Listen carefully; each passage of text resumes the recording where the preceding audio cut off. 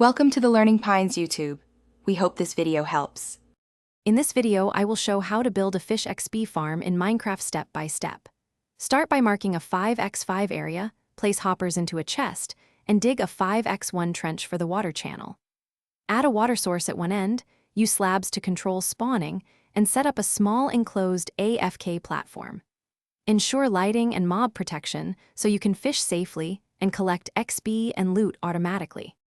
In this video, I will explain how to build a fish XP farm in Minecraft step by step. Build a simple redstone clock or tripwire that triggers an interaction near the fishing bobber, while dispensers remain optional for repairs.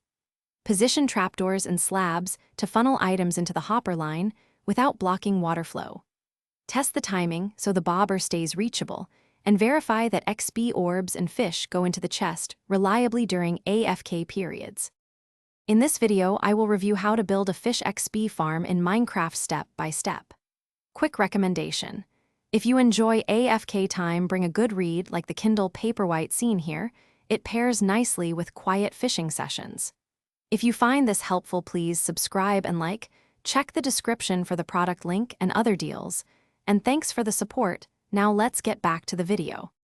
In this video, I will help how to build a fish XP farm in Minecraft step by step. Choose a Luck of the Sea rod for better treasure chances and mending for long-term use, and raise your AFK spot slightly to reduce accidental mob interference.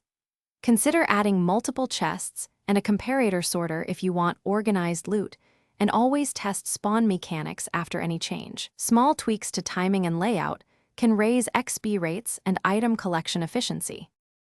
Thanks for watching. Consider subscribing if we helped you.